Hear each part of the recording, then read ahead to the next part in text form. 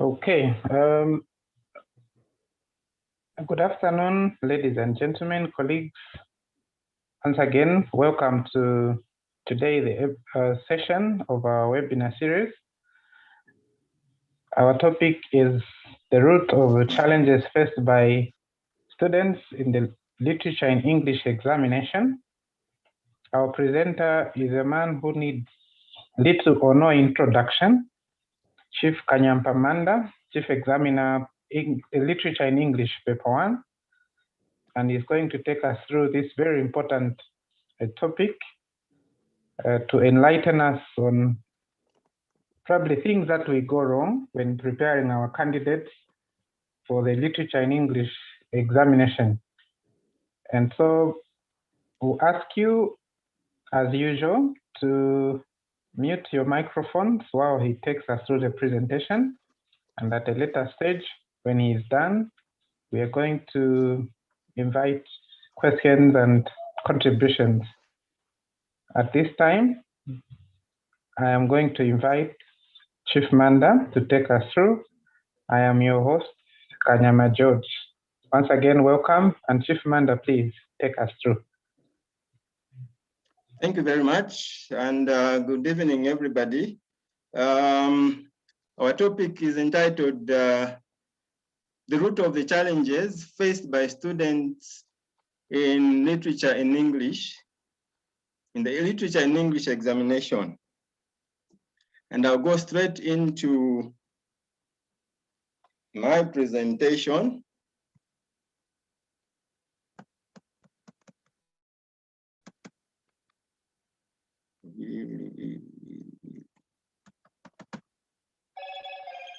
My slide is now not moving. Okay, so we'll begin by looking at the foundation, supposedly the foundation of the issues that we have. And I want to begin by saying literature is actually built on a weak foundation. I think you excuse my spelling of weak there. Weak and not weak. There are no books in our homes. There are no children's books in schools. The result usually is poor literacy, poor attitudes, no excitement for learning. And as such, the learners miss out on the benefit literature assures. And of course, we see the uninspiring results at the end of the day. And then we are saying, there's a phrase that I want us to look at here. In the abundance of water, the fool is thirsty.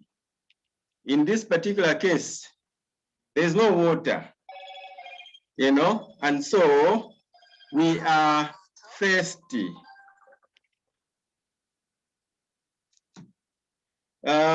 Because we are saying just the availability of books stimulates desire to read and to read. I want to, as I said earlier on, base my presentation on the premise that literature is values education.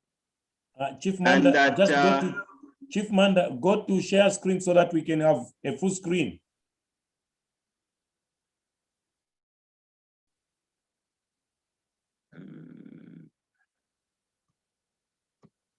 Hello? Just go to share screen, sorry, to slideshow, so that we can have a full screen here.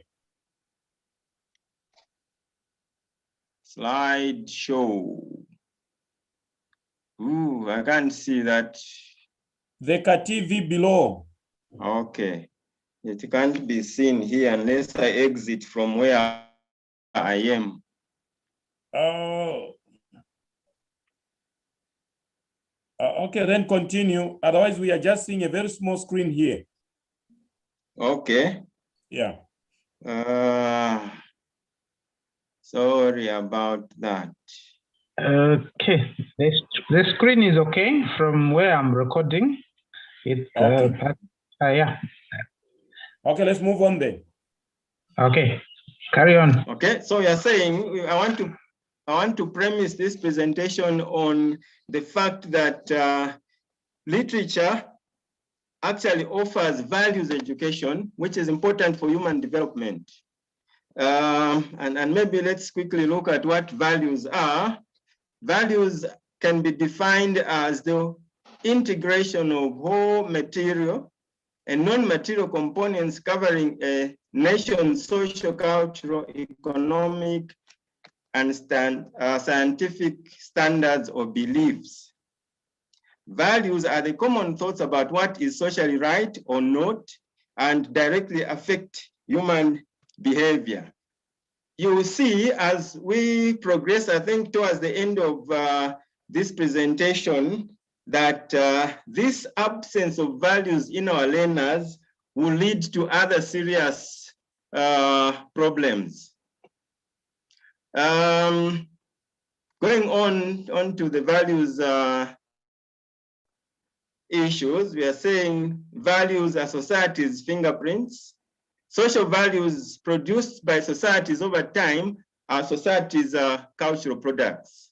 Social values are just like society's identities and fingerprints and comprise the basics of human behavior.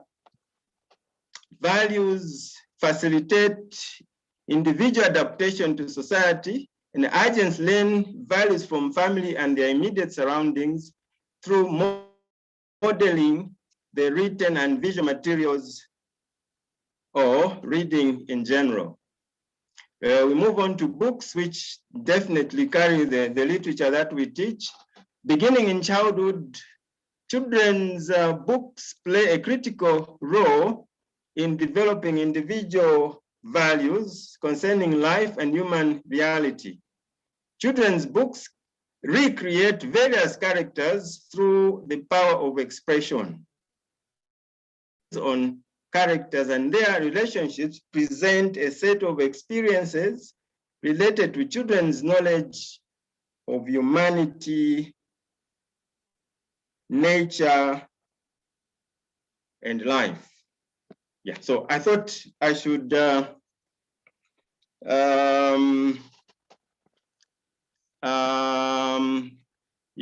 premise my presentation with that bit of background. Let's move on then to literature in high school. Literature in high school, ladies and gentlemen, is equally values education. It has an important value for developing citizenship, and I want to stress citizenship there, by broadening social and cultural horizons and developing empathic capabilities.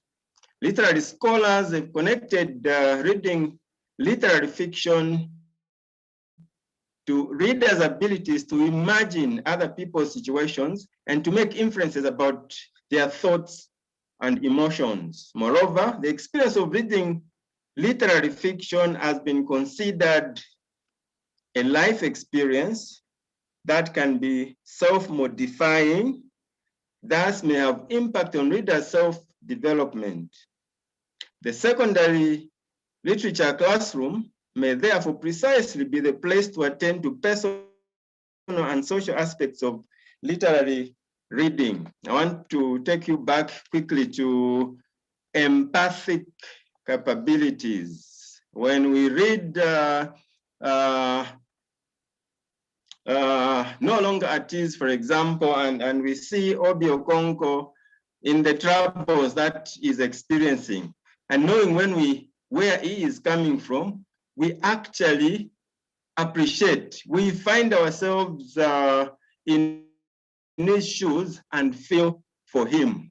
In that respect, then we are saying literature is helping us develop, that ability to feel for others. And I think that ability is what makes a complete human being. Unfortunately, school which offers candidates, that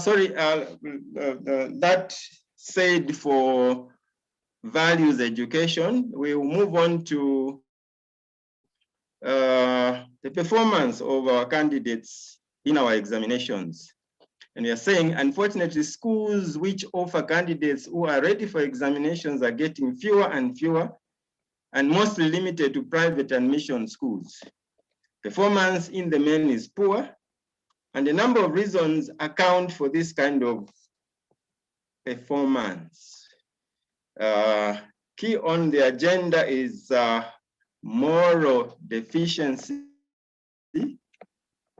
And in most cases, this will come back and haunt us as the providers of this education to our learners. We have not trained our students who can own their studies, let alone their responsibilities. We have not instilled in them the spirit of self, the spirit of responsibility, and therefore they cannot take ownership even of their own studies. And therefore, for them, going out to look for leakage is a right, for it is normal. Most of our students have no values to guide them. That said, we can move on then to looking at the challenges that our learners or candidates face specifically in paper one. Paper one, ladies and gentlemen, fellow teachers, as sections A and B. In section A, we have, and we expect to examine our candidates on literary terminologies and devices. And this section is marked 20. In this section, a context is given, usually a poem, and candidates are expected to read the context and answer the questions that follow. Each question has a mark attributed to it, and the mark should guide the candidate as to how much content is expected.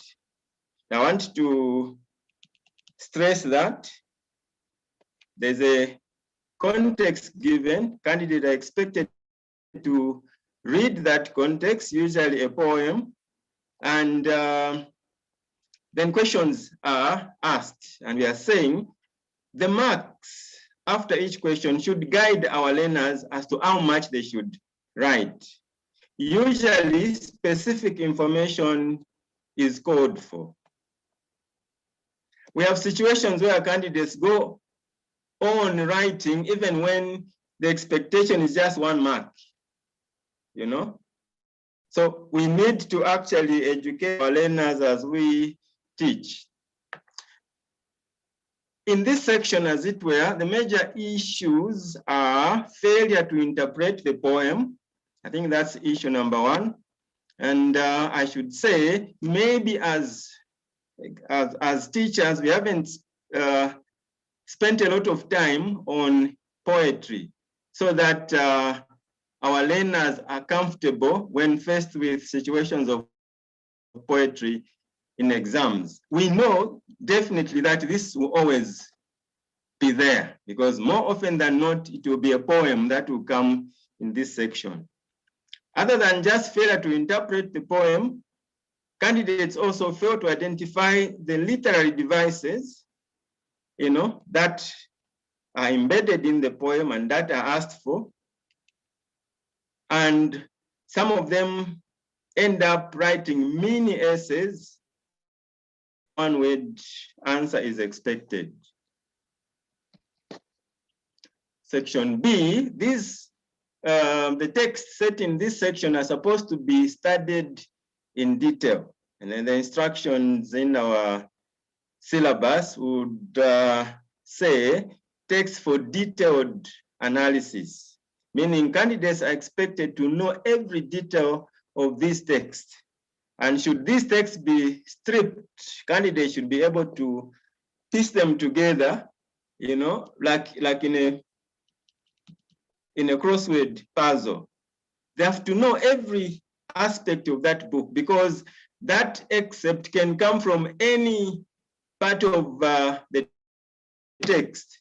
And immediately the candidate sees or reads that text, they should be able to position it exactly where it is in the text. That's how, detailed study of this book should be. Otherwise, our candidate will be lost completely. This section again has two parts, question 2 and 3, both context, and candidates are expected to answer both questions. Question 2 is usually on a play, and question 3 is on a novel. Again, the emphasis is that we are supposed to teach or to expose our learners to poetry, to the novel, the short story, as well as, the play. Our candidates should be familiar with all these genres of literature. The major challenge in this section is poor knowledge of text, and candidates can't answer the questions as a result. Either the candidate has not read the text or they have not read sufficiently enough in order for them to be comfortable as they answer the questions. Paper 2. Paper 2 is essay writing. In this section, our candidates are expected to write essays. And I think that is again where we have issues. At the end of the day, the candidates are expected to cover 5 books, the 2 books in paper 1 and 3 books in paper 2. And we are saying, although there are more than 5 books on the syllabus, it is advisable that we guide our learners so that only those 5 books are studied. Because if we leave it open and all the 13 books are read, there will not be sufficient detail in as far as examination of those texts is concerned. So as a teacher, it is your duty to guide the students or the learners which of those 5 books they are going to study. Of course, in paper 1, we can say they are compulsory because there's a play and a novel that is in section B, and their candidates are supposed to read both. It is in paper 2 where we have a choice, and candidates are expected to choose from, I think, 7 or so. They choose their 5, and essentially the 3 that they are going to prepare for the exam. So as I was saying, in this paper, candidates are expected to answer 3 questions covering 3 different books. Each question has 2 sub-questions, and the instruction of the rubric is that answer either 1 or 2. That is extremely important because we have situations where a candidate answers both 1 and 2 on the same book, Of course, the examiner is going to mark both answers, but only the higher mark will count. I hope you got that. The examiner will mark both questions answered, and of course, the human element of the examiner comes through there. Examiners are making money on each and every script they mark, and if a candidate is going to answer more than is necessary, they are costing that examiner more time, and the examiners are not too happy about that, and they might prejudice, that candidate, mark that candidate with prejudice. But more than just that, should the candidate answer only 1 more question, believing they've answered 3 questions in this section, they will have lost out because that would mean they've only answered on 2 books. I hope that is clear. There are candidates who answer either or on things fall apart, for example, and then they move on to the government inspector and only answer one more question, and they think they are done. They have answered 3 questions. But in essence, the 3 questions must come from 3 different books. I think that's the instruction there. So the candidate will have lost out because they can only now be marked from 2 out of the 60 marks available in that paper. They can only be marked from 40, and 20 marks is a lot of marks to just lose like that. We're still looking at essay writing, which is the issue in this paper. We have candidates who answer in point form. What happens to such candidates? Of course, the rubric is essay writing. The candidate will be penalized for not following instructions. Of course, the points will be noted, but that candidate will not be able to score the full complement of that question. And that candidate has put themselves at the mercy of the examiner. The instruction to examiners is always be on the side of the candidate. So, at the mercy of the examiner, but we insist the candidate, the examiner must appreciate maybe the exam atmosphere and condition, and this candidate might have been affected by that situation. But our candidates must be able to know that answering in note form will not score them the full complement, that they should have scored. If, for example, a candidate would have scored 16 out of 20, which is a distinction, they cannot score 16, even if they have put all the points that they needed to be in that answer. They cannot score the 16 because they have not written an essay, and essays are specific things that must come through, including use of language. All those are considered.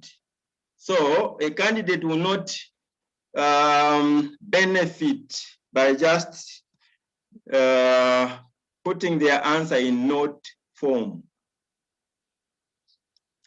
There are situations where we have a candidate that knows the text too well that they want to include all the information that is there by retelling the story.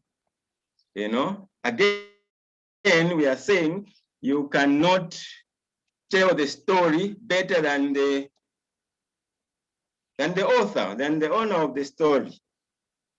So, candidate must be able to answer specific questions given. So it is not enough for candidates to read and understand the text. They must be able to shape the knowledge of the text to the requirements of the question and to produce work with a good standard of general literacy. Now, again, when we go to the candidate who use the note form, that general literacy will not be there. And that is why they are penalized. And in many cases, it's a second that suffers. That general literacy is not there.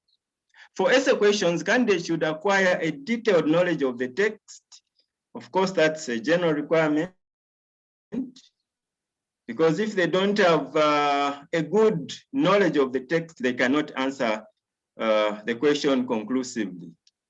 So they should be able to know the text that well so that they can punctuate their answers with some quotations, and close reference to the text, novel or play.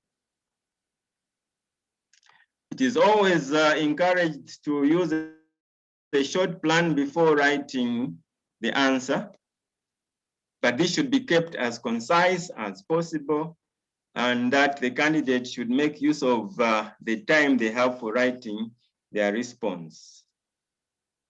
So we are not saying candidates should be carried away in their planning and forget that each question has a time limit. A personal response is a requirement. This is considered. This considered candidate should be aware of drifting off the discussion of the text into general personal reflection. The major culprit here is the Zambian stories, where a candidate knows too much about the culture of the people in Imbala, or is it in Senga Hill. They get carried away and begin bringing in to answer those things that they know about Senga Hill and the Namwanga culture and so on and so forth. They are not answering the question because the question asks for specific information. So that's the danger, where we have a local text, and we are not saying local text should not be encouraged, but that's the danger. We also have the text like Animal Farm, for example, where the teacher should have brought in all those background information about animals. Some animals are more equal than others, and then they bring into the local situation and begin to say, like, for example, the parties in Zambia, some of them are this and that. That will not give credit to that answer. They'll be wasting their time. So they must answer the specific question. And if they are giving examples, there must be examples from the text. Yeah. Perhaps when they're at university, they can do those things, but not at all level. At all level, strictly answers are coming from the text. Even when the candidate is giving their personal response, they are actually giving examples from the text. ESSA questions challenges faced by our candidates. Candidates fail to obtain higher grades on essays in exams because they do not follow instructions, even where these instructions are included in the question and are very, very clear. They don't seem to know how to recognize words in questions that give directions on how to construct an essay answer and what to include. The literature questions are normally long, long and winding. And within one question are a lot of subsections. The learner or the candidate should be able to read the question 2 or 3 more times and should keep going back to the question so that they keep on track and they don't veer away from the requirements of the question. But more than that, they should be able to identify the keywords, the point at what information they should include. And these informations or these key terms that are called actionable terms. They should be able to direct the candidate on what actions to take as regards the questions. You can call them actionable terms or keywords. So ESSA questions always come with actionable terms or words. These terms taken care of, candidates will answer ESSA questions with the kind of response that the examiners want. I suggest to candidates to mark all the keywords, mark them with your pencil or whatever instrument you are using, because that question paper is yours. Although we collect it at the end of the day and leave it for the school, you have paid for that question paper. So that exam fee goes to those things. So don't fear to make marks on that question paper. Make it as dirty as you want, if that is going to help you pass that exam. But the point I'm underscoring here is that those keywords must be underlined, identified, underlined, so that as the candidate makes that concise plan before they do the essay, they know exactly what their roadmap is. In fact, we are saying those key terms provide the roadmap for the answer. Okay, so this makes it easy for them to organize their answer, know what to say, and know when enough has been written, which is another problem we have in essay writing. Some candidates don't know when to stop. It will be because they have not noted those keywords, as it were. I've tried to, include in this presentation those key or actionable words and try to do a bit of explanation on each of them so that we can be guided and in turn guide our learners as to what exactly they should do. We say, for example, compare, So the first one we have there is analyze. What exactly do we expect our candidates to do when we want them to analyze? We want them to explain step by step or point by point while writing. Pay attention to who, what, where, when, why, and how, and the how in the answer. Those must be taken care of.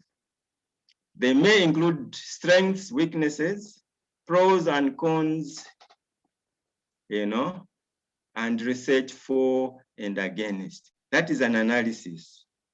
It brings out all those issues. Compare. Here we stress similarities and differences between objects, concepts, or ideas. For example, compare operant and classical conditioning. You are comparing those two things, So you bring out similarities. Of course, you can't compare if the other side of the coin is not there. You only compare by looking at the other side of things. Okay, compare Jesus to Satan, for example. You need to know what Satan looks like for you to successfully do that comparison. Contrast, you emphasize the dissimilarities, differences, or unique and distinguishing characteristics. So that is when you contrast. But in most cases, compare and contrast is combined in one question. That makes life even easier for the candidate, especially at O level. Define, clearly state the meaning, list the qualities or traits or characteristics. That's the define aspect of the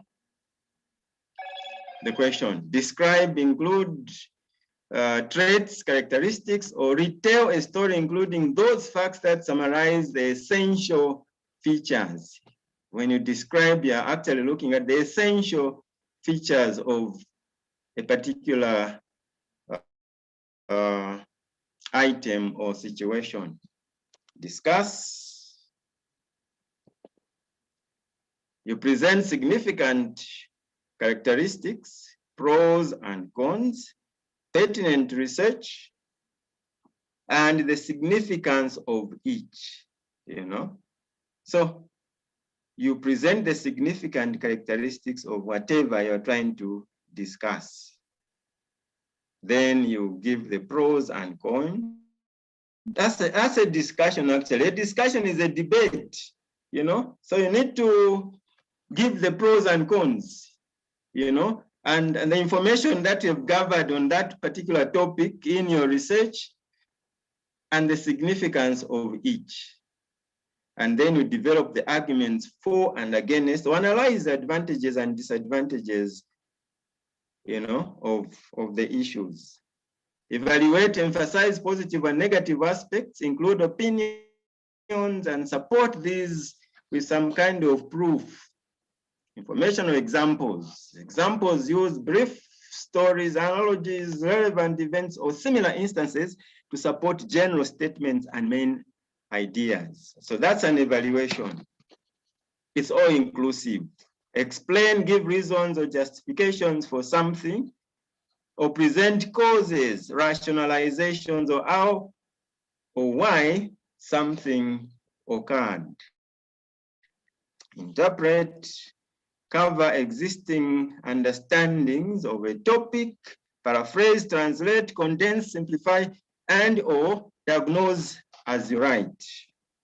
Justify, present rationale, reasons for conclusions, for whatever conclusions you have come up with. Recommendations or results, use proof, research actually is proof, examples or quotes to support, whatever you are putting across. There are times when you ask candidates to list,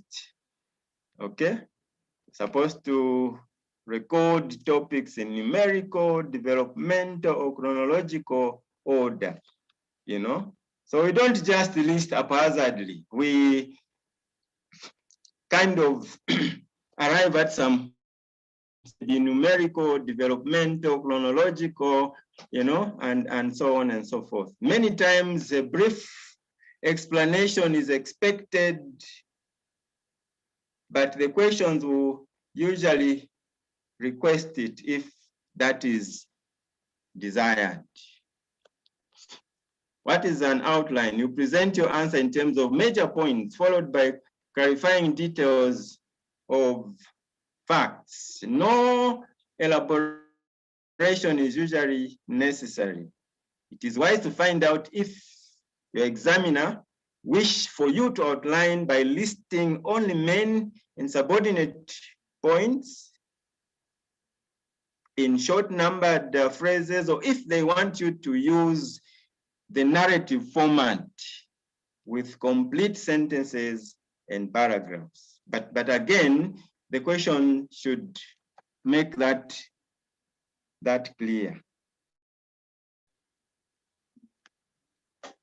You want to prove, sometimes include factual evidence, research, logic, and or scientific proof that substantiates a case, a specific position, or a set of hypotheses. Relate, clearly point out connections or relationship between two or more ideas. Review, mention important ideas, major points, and or list topics from lecture or a textbook. Sometimes review means critically evaluate or give your own opinion. So, ladies and gentlemen, those are some of the key or actionable words that we normally use in our questions.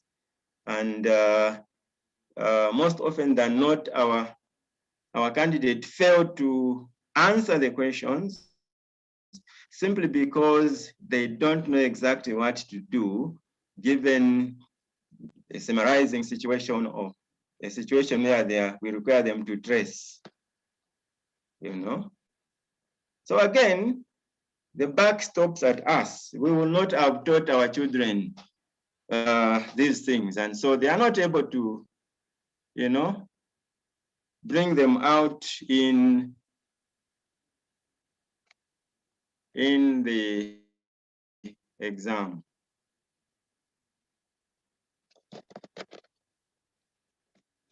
Okay, now let's proceed. We are looking at guidelines to candidates, how they respond to questions. the candidate should be advised that the quality of their writing is more important than the length of their essay or response. More often than not, people have asked, but how long should an essay be?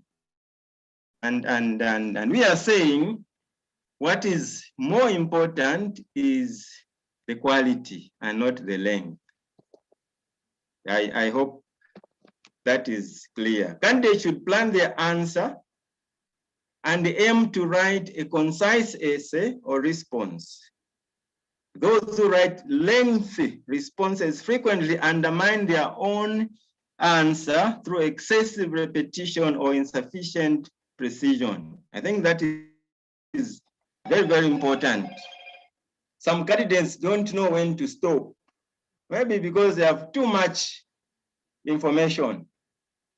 And books like The River Between are culprits here. A candidate will just go on and on and on. Perhaps that's the only text the teacher successfully taught, you know, and they don't know when to stop. So that's a big issue. So we are saying it's the quality and not the quantity.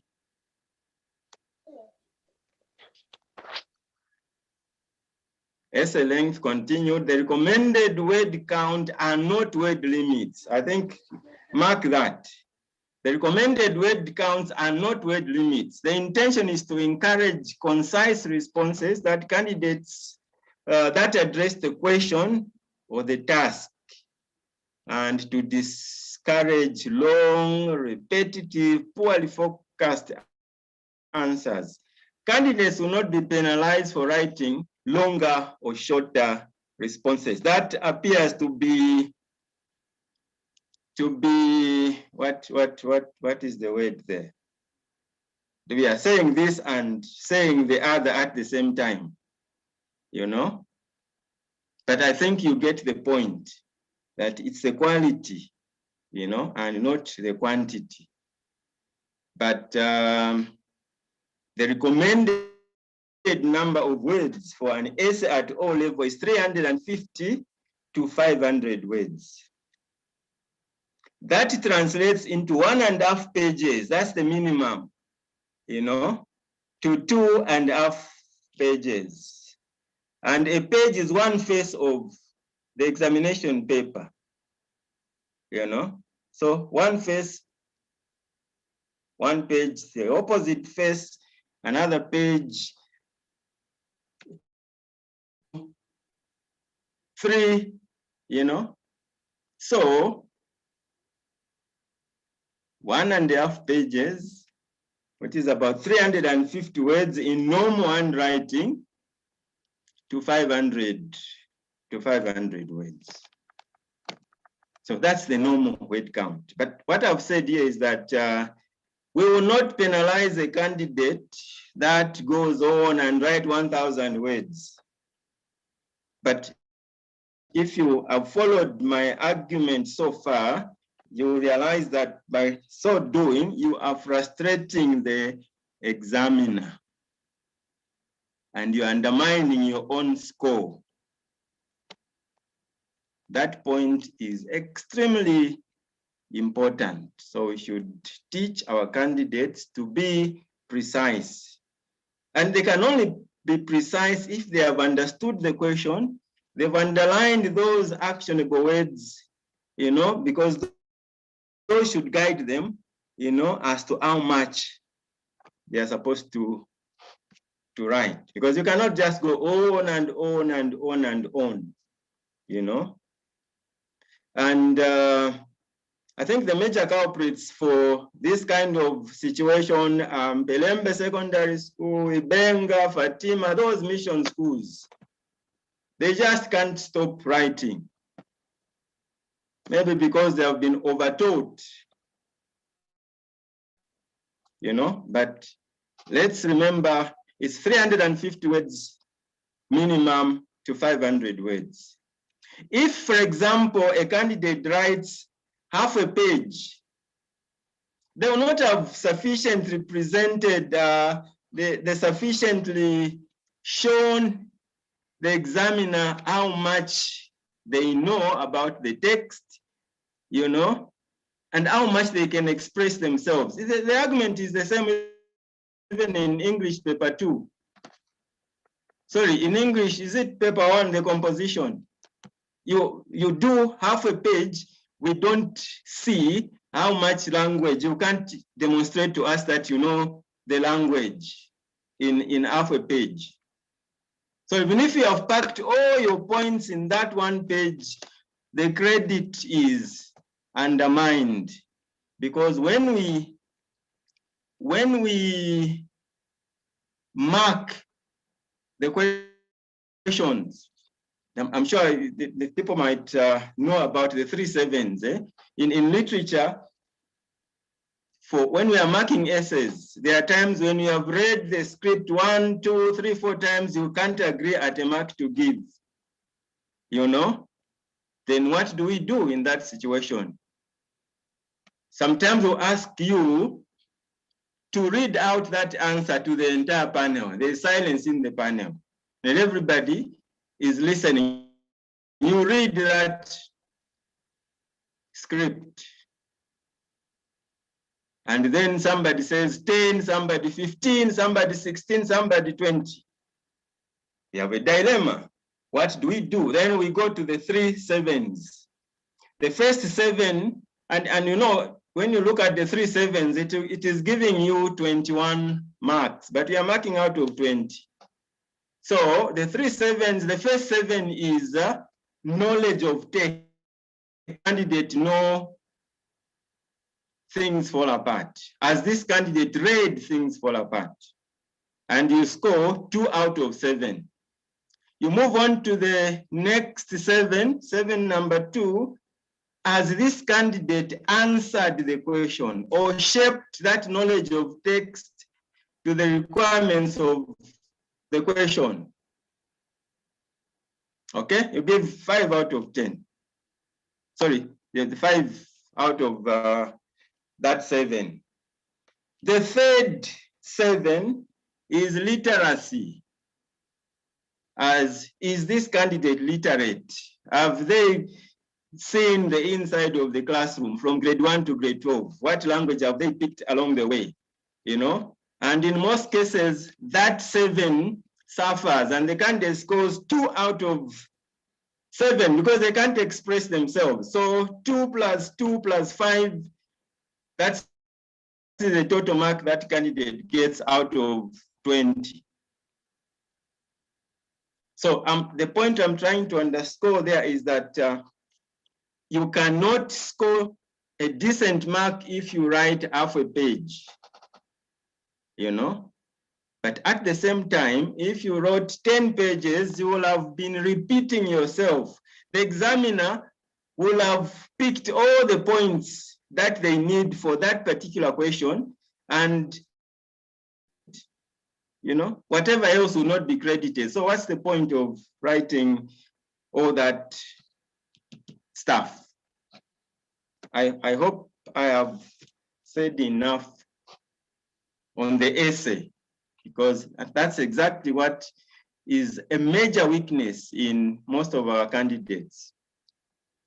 Let's look at the standard, you know, we are now marking the exam, and the examiner is given this information, you know, that the school certificate mark is roughly 7 out of 20. A candidate who scores 7 out of 20 has a school certificate mark. The GCE pass range is between 10 to 12 out of 20.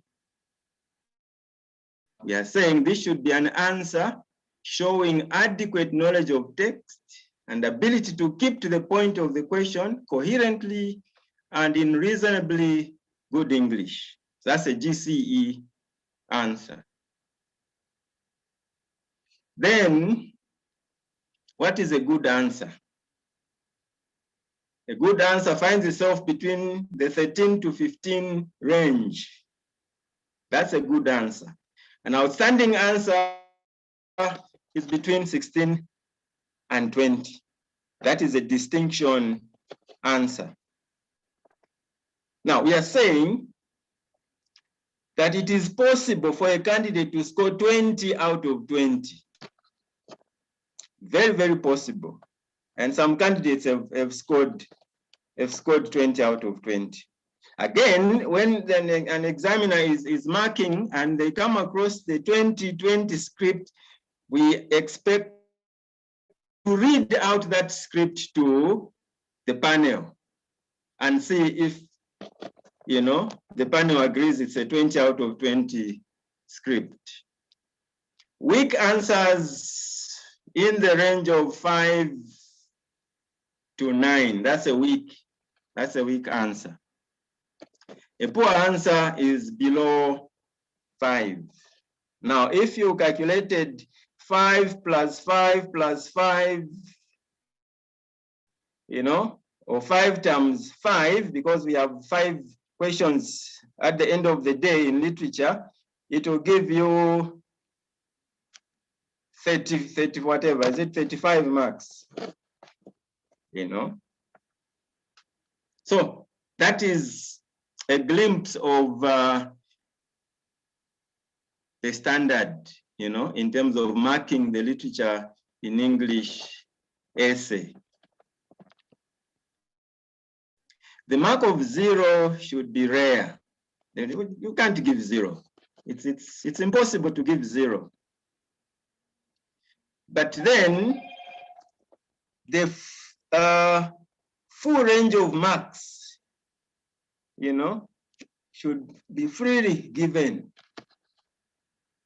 Where a candidate deserves 10, we give 10. Where a candidate deserves 17, 18, 19, we give 19.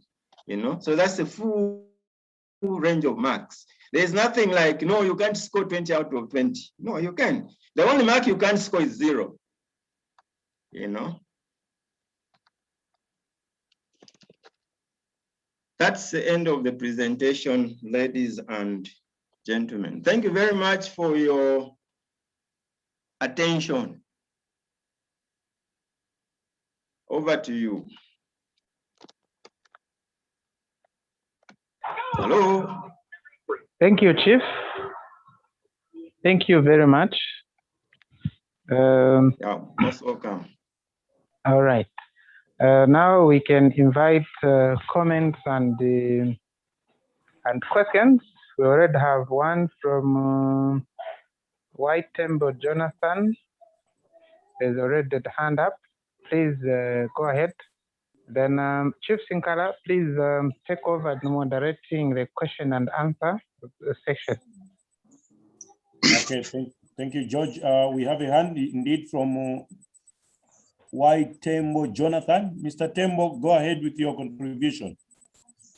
Thank you so much. I've liked the presentation, Mr. Manda. Thank you very much. The question is on the book of Song of Lawino. For so many years, I've found the Song of Lawino that the pupils score very low marks. I don't really understand how the marking procedure is, or what really gives the challenge to the learners in the book of Song Lawino. Could you just explain a bit in where the pupils really find some challenges as you are marking this book? Thank you. Okay. I think I'll say one or two things about Song of Lawino, but the expert on Song of Lawino is Chief Lazaro. I think after that you'll take over. Yeah. Song of Lawino is presented, and I think in so many sections. It's in fact, it's poetry. It's like a poetical presentation. We have so many sections there. And the major issue is that most of the candidates writing to the exams fail to remember, you know, what those sections we are talking about. I think that's the major issue in Song of Lawino. It's knowledge of text. That is what fails most of the candidates. I think that's what I want to say there. I don't know what Chief Lazaro would say. Indeed, Chief Manda, just like you have said, the challenge with Song of Lawino is that people fail to bring out the interpretation. That is a monologue, okay, from the point of view of Lawino, but it brings out a lot of issues, all of them bordering on the major theme of Western values versus African values in an assimilated African, okay? Those Africans who are neither whites nor Africans in terms of culture. They are just some kind of a bastard, what I call bastardization of culture. So that element, usually people fail to bring it out, and instead they simply start narrating what Lawino has been singing about. My husband's tongue is bitter. Instead of bringing out the interpretation of my husband's tongue is bitter, they just narrate, no, the husband to Lawino is bitter, the tongue is bitter, is vulgar, without really getting to the core. I think that is where the challenge seems to be. And most candidates, including those that Chief Manda cited from Mperembe, Ibenga, those that are overtaught and they overwrite. When it comes to Song of Lawino, they seem to be very limited. They would write just a half a page or at the most a page. They haven't brought out all the issues. So what is cardinal is that we need to plant a sense of interpretation in the learners, let them understand the interpretation of the text. Every question on Song of Lawino, the bottom line is about the Western values versus African values. That should come out. Thank you. Thank you, Chief Lazaro. I also want to maybe just finally say, apart from the issue of failure to interpret, we also have an issue, I think, which is a rider to that, of failing to shape the answer, to, agree with the specific question given. I wish we had a question from Song of Lawino. Maybe we could then very quickly how to help out in that area. Again, most of the answers do not shape, in answering a specific question given. Thank you. Okay, I've seen a hand from Namoya. Yes, thank you for the wonderful presentation. And okay, drop your hand as you speak. Sorry? Drop your hand as you speak, Namoya. Oh, all right. What I'm trying to say is maybe an example, and I hope to be guided after I am done. Songs of Lawino, I want to use an example. Lawino paints everything white to be bad. My understanding is that when a learner is presented with such a question, they are asked to discuss. I feel when the learner says, Lawino sees the white man's culture to be disrespectful, one would cite the dances, other one would say the white man's culture has created a distance, and the learners would use an example of the reading of the newspapers, the library. The white man's culture has brought enmity, citing examples of the political atmosphere between Oko and his brother. However, I feel I need some guidance on that one. That's how I feel the questions should be responded to. Is that question directed to me? You the presenter and chief. Yeah, I Is it think, a question or is it a question or a contribution? It's a contribution. However, I am not It's a sure if I contribution. That's have what been I doing the picked. right thing. I'm not sure if I've been doing the right thing. So I need guidance. No. You would be doing the right thing, because if it is a discussion like Chief Manda indicated in his presentation, they are supposed to agree as well as disagree with the statement, but bring out in their conclusion, bring out their stance. if I may just chip in, I would want to agree with you that, you see, you are giving a situation and give it supporting evidence from the text. For example, you cited the example of the dances, which have brought disrespect and so on and so forth. The ballroom dance, where man, woman hold each other tightly, you know, who is you are holding tightly with your mother-in-law or whatever, and things like that, you know. In as far as the Black culture is concerned, that is disrespectful.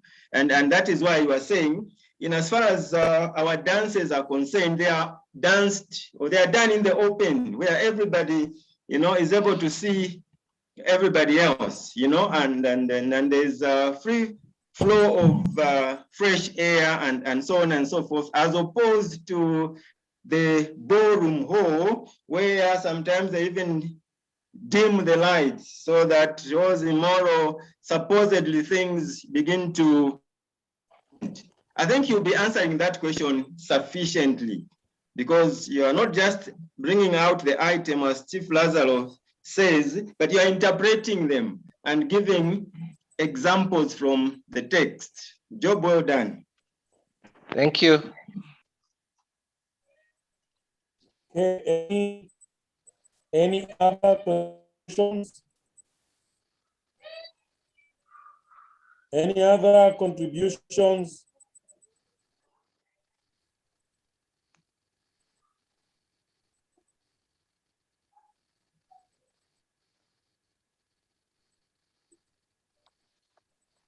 Ladies and gentlemen, any other contributions?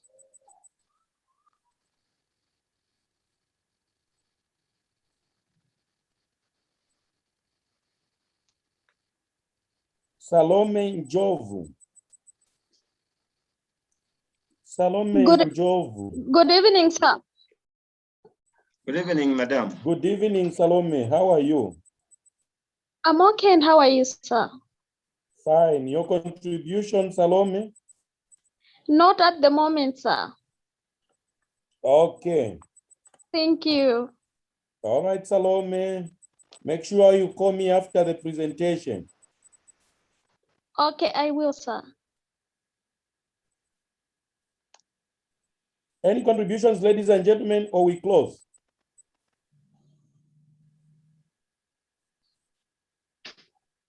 I saw a boss.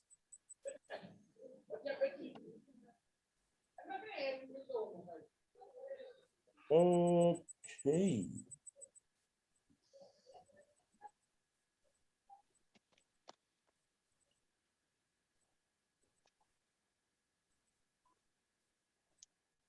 Oh, let me acknowledge the presence of my HOD, Mr. Monga. Mr. Monga, sir, you are welcome. We are happy to have you in our meeting.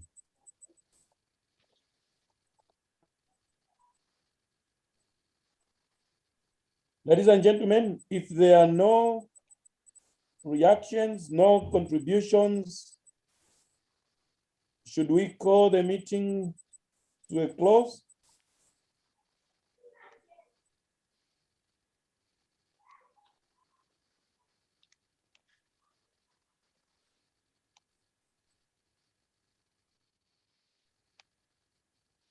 Okay, Evelyn Kize. Yes, thank you very much for the wonderful presentation.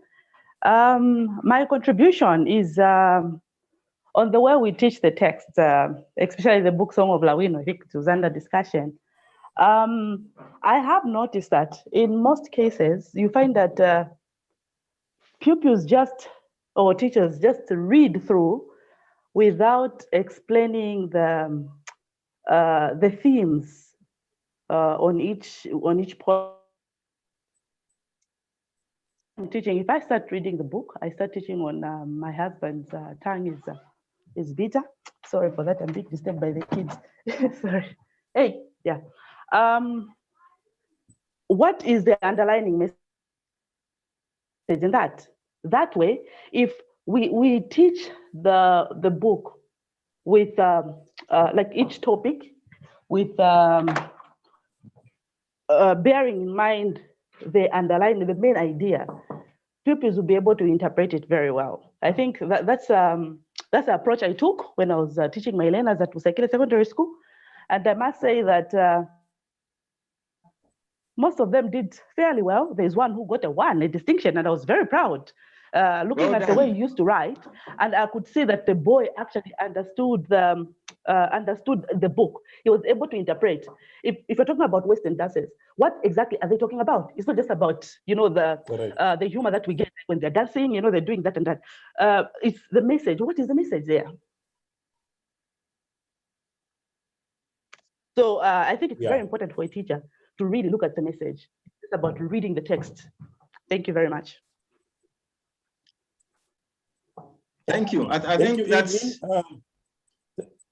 Thank you very much, Evelyn. That is very valid.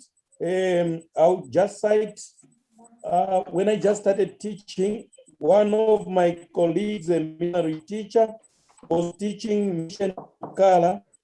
And you know, those pages in Mission to Color, whenever he was reading, he would say, skip that page, don't behave like Mesa, you die of AIDS. And those pages will go and read.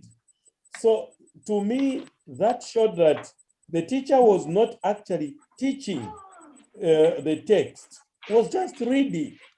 Now, we are not there to read the text, we are there to teach the text. Thank you very much, Evelyn. Yeah, if I may just comment, I think a lot of people have problems, especially the supposedly Christians in quotation marks. They want to gloss over those supposedly obscene sections of, especially Mission to Color.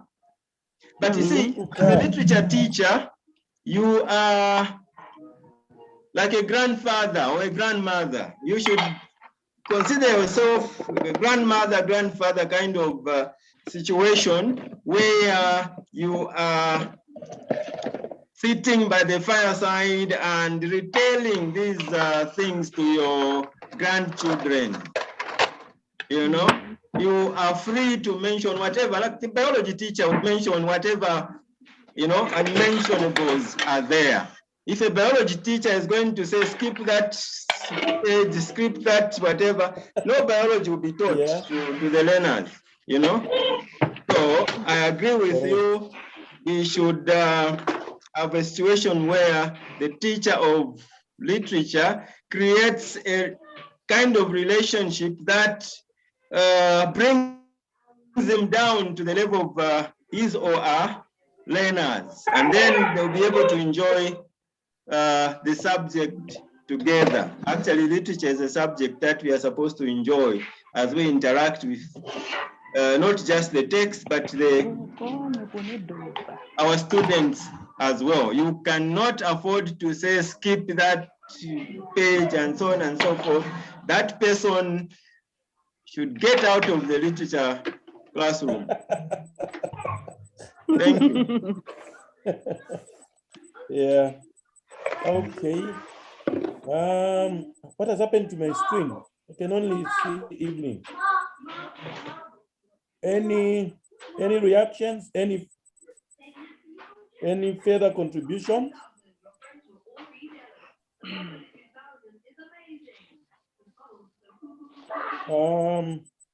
Chief Lazaro, may I chip in? Yes.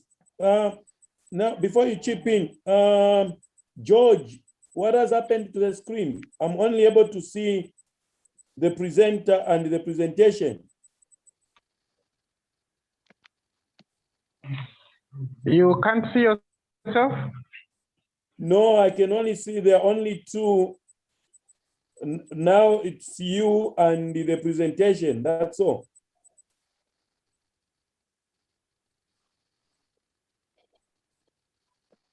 That's the, I don't know. I'm able to see the presentation and I'm able to see your face. It should be probably you have scrolled. Are you using the laptop or? I'm using the or the phone? laptop. I'm using the laptop. And there are only two windows, the presentation one and the host one. Okay, just to check probably one has been minimized. Okay, let's move on. Chief Manda, you were saying something. Yes, what I wanted to say was that, I expected people to talk about the essay, for example, because that is where we have a lot of issues. Most of our candidates cannot write, an essay, something that would pass for an essay. Most of our candidates cannot do that. I hope the information I provided was sufficient enough, and that people are now able to go out into the classroom and be able to guide our candidates sufficiently. And again, I haven't seen people react to the rubric infringement that we experience year in and year out in our candidates. Is it that we've now appreciated the guided our learners in the past and that now we are going to guide them properly, or what are the issues? What are the issues there? Because there's so much rubric infringement. The candidates can't follow instructions and they lose a lot of marks as a result. Thank you very much, Chief. My candidates were mentioned as those that overwrite and that they write, and it is true. I think I mislead them, and I may continue misleading them because I tell them, write as much as you can. Bring out all the points, give examples, and I even demonstrate. Don't just mention and narrate. Expand each and every point. Don't just mention a point and go to the next point. And that's why you suffer marking my candidates' scripts, because they would write 3-4 pages on one essay. I'm afraid, Chief, sorry, it is difficult for me to tell them, please start writing in 1.5 to 2 pages, because they'll start failing. They'll start failing because they'll simply be stating the points against my teaching. And in the end, it will work against me. Chief, I will invite you to come and demonstrate to me exactly how they should write. Yeah, no, you're most welcome. Yeah. But what I'm saying is that overwriting is not a problem per se. But like I try to explain, they end up, repeating themselves, coming back to the same point, and so on and so forth. And that point does not give them, you see, a point in paragraph 2, that's it. If that is part of my answer, I'll put a tick there. And I'll not go back. If that is mentioned again, it will not score any point, because I've already credited that point. And this is what happens when children go on and, writing on over and over. They may end up in that situation where, yes, they will have scored all the points maybe in the first 1.5 pages. After that, they will not score anything, at the end of it all, because I've already gotten my points. It's like when you mark summary, I don't know why you teachers of language fail to appreciate that point. In summary, we are looking for 10 points, you know, and when the 10 points are mentioned, that's it. Whatever else is mentioned is irrelevant. That's the point I'm trying to stress. And if you got me right, I was saying there is no long, there is no short essay, but the guiding point should be quality, you know, which translates into answering the question as it were.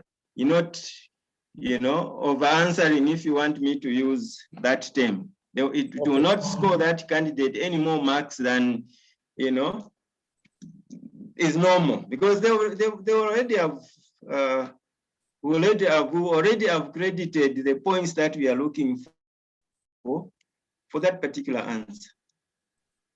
So, Chief, what's your take on giving examples, on presenting a point, then back it up with an example and illustration from text? That's exactly what we said. You can't just mention a point without backing it up with examples, you know? But you cannot just go on giving 20 examples, for example. 1, 2 examples is sufficient, because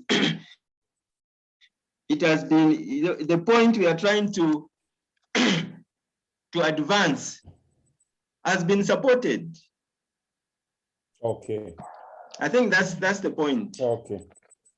And in fact, the time given in an exam is limited. You can't just go on writing and on and on. Something is going to suffer at the end of the day. You know, your last essay might not score as much because you spent all your energies, all your time, you know, on 1 or 2 questions. And by the time you are coming to the last question, you are running out of time. And so instead of averaging, for example, 15, 15, 15, or 16, 16, 16 in those 3, you score 18, you know, 15, and then 10 in the other question. You know, you will have shot yourself in the foot. Okay. All right. Sir Alex, how are you? Okay, how are you, Chief? Okay. Any contributions, Sir Alex? Well, the only contribution I can make for now is that this presentation has been so elaborate. It has really opened up some more information on how to go about the teaching of literature itself, because I'm seeing a situation whereby a lot of teachers do not tackle the issue of actionable words, keywords, analyze, discuss, review. So you find that students go in an exam room without knowing the meaning of those particular words.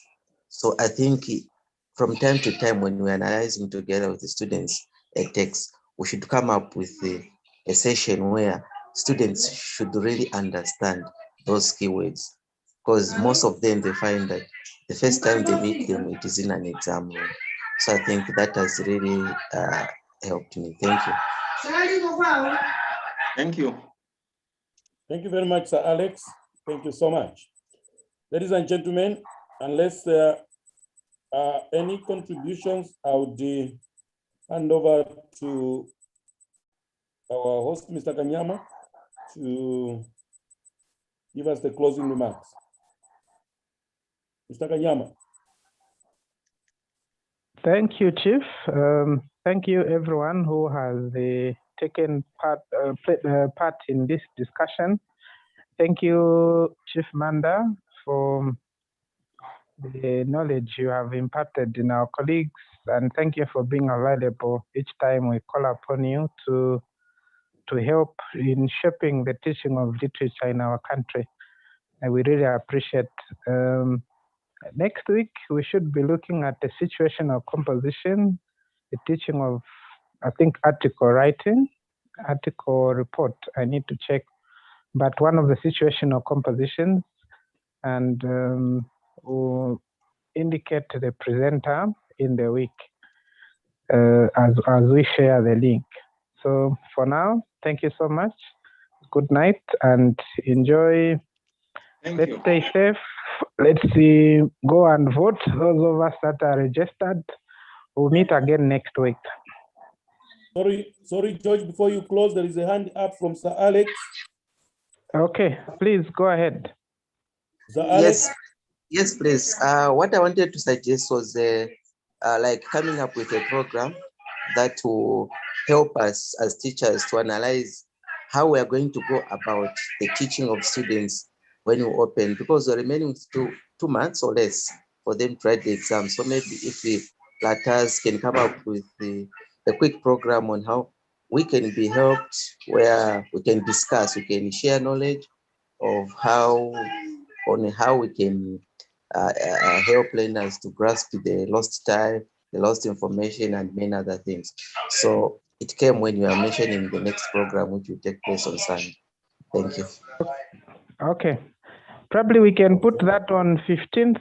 On 15th, we discuss the strategies for catch up as we go in, as we open on 16th. Is that okay?